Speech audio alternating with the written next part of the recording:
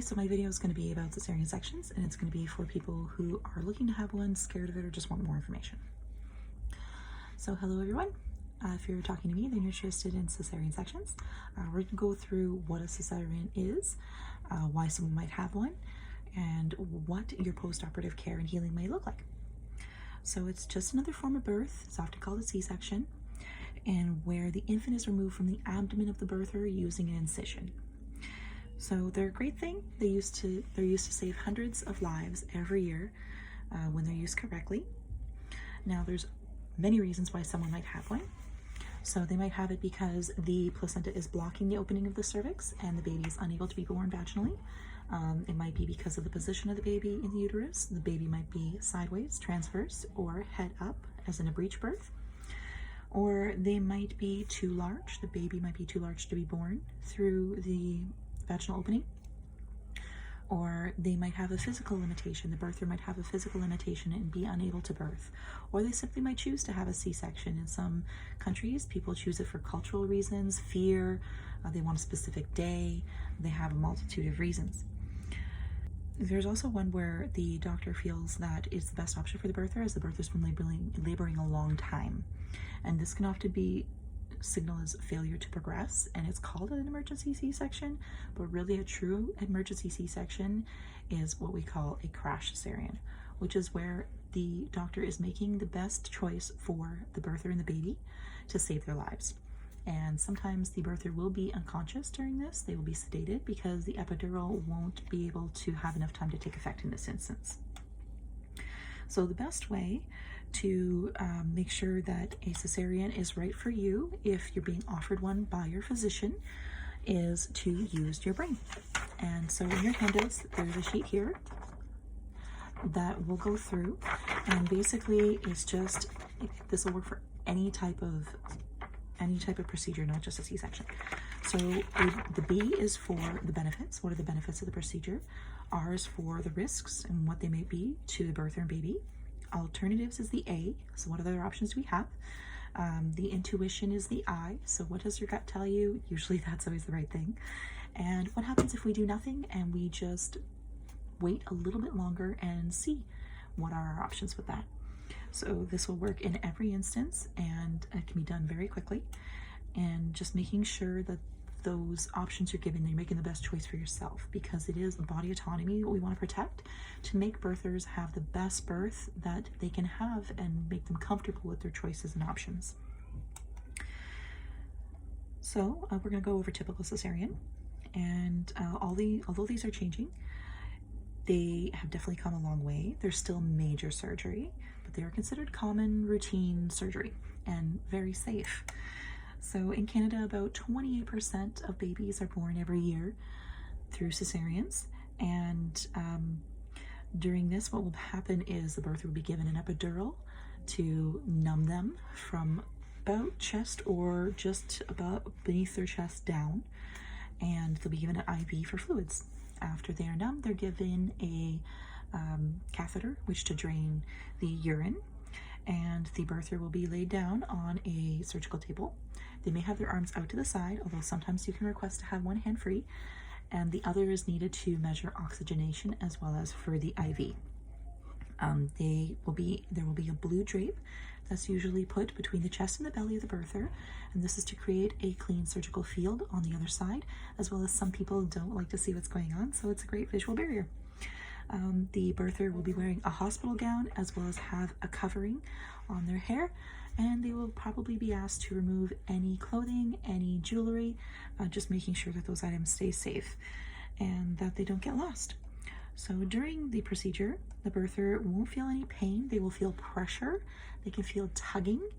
That was very common, and if any pain is felt, you can definitely tell the doctor, and they will increase the medication to make you comfortable at all times, because that is important. Your comfort is important, so making sure to keep that in mind. So there are many layers that the physicians have to go through in order to access a baby during a cesarean section. I have this little diagram here. So in these layers, we have the skin, we have the fat, we have the fascia, and that's tough and fibrous.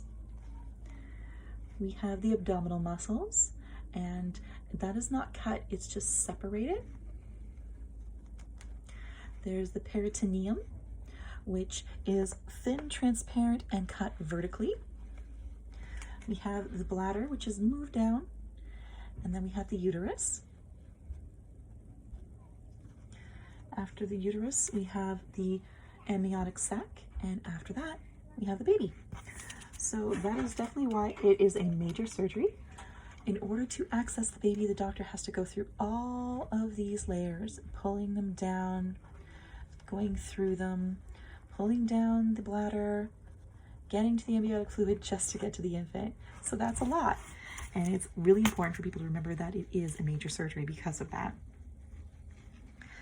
So these incisions are usually done low over the bikini line, and sometimes you won't even see them when you're wearing a bikini or underwear. Having a vertical incision is very uncommon these days, and it's only done in an emergency procedure, or if it's needed in a particular way. So after the procedure's done and the baby's out and everything's all right, you will feel suction because they remove all of the tissue, and they will remove all the placenta, and they will suture all those layers closed, usually with staples or with sutures. You can tell the doctor your preference, and then they'll be a dressing on that, and then you'll be moved to the recovery room where you're monitored, your blood pressure is checked, and your temperature is checked to make sure there's no infection or no side effects from the medications. And at this time, you can shake. It's uncontrollably shaking, which is just a side effect of the medication. Doesn't mean anything's wrong. It's easier to relax into it. The more you fight it, the worse it tends to get, because then you get tense and you're creating more fear. If you just relax and realize it will pass, things tend to be better.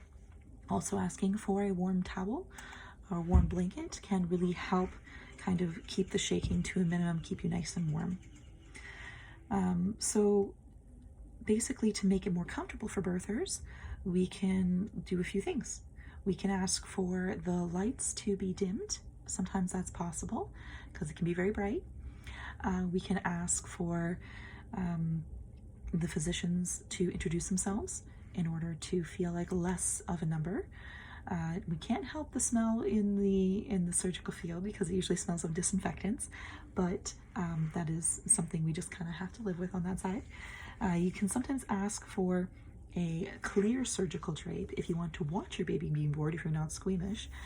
Some mothers have even gone as far as to request long gloves, clear gloves, in order to birth their baby themselves. And this is definitely more of a rare case these days, but hopefully it'll become more common the more people advocate for such things. So you can still ask for cord clamping, you can still ask for delayed cord clamping, and you can ask for cord blood collection, placenta retention, skin-to-skin contacts, a big one for people to ask for. Now, you will need someone to hold the baby on your chest because you only have one arm free, and sometimes it's not quite enough to hold the baby. And you can ask for someone maybe who wasn't allowed in the surgical area to be in recovery with you, because they want to keep the surgical area as sterile as possible. So you can ask for all these things in order to make your C-section feel a bit better.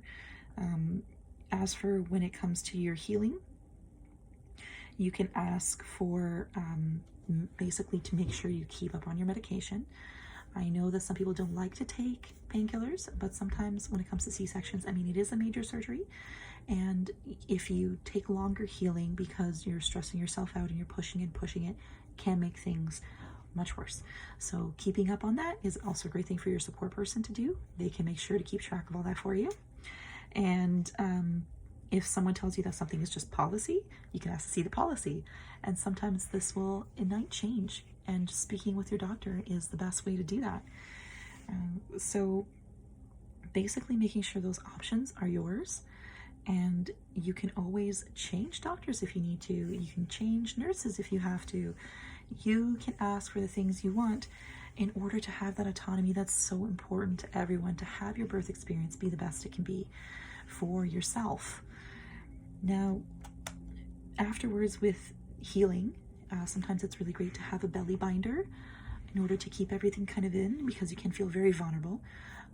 Also, sometimes people hold a pillow in front of their stomach when they have to cough or sneeze, or sometimes if you're going to the bathroom, it can be very intense the first time you go. So making sure to hold yourself is great. Taking stool softeners is a big one. You can ask for those at the hospital.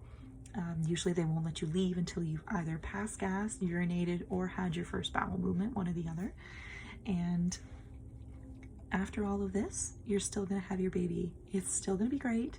And for anyone that tells you that C-sections are the easy way out, you can go ahead and point them out to the fact that they are a major surgery. They're not easy by a mile, and recovery takes 6 weeks. Sometimes more for most people, sometimes less.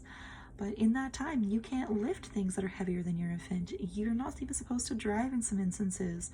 It's very important for you to heal properly. You can even have some numbness sometimes at the surgical site, which is really common. Sometimes it comes back, sometimes it doesn't, but what you got in the end was worth it. You have your baby. And if those people keep going and tell you it's not really birth, you can just ignore them. They don't know what is an actual birth if they're saying that. It is all real birth, vaginally or through your belly. It's all good, and you're going to enjoy your baby for many years to come. And so that's it. We went through everything, what a birther is expecting, what a C-section looks like, why someone might even have one.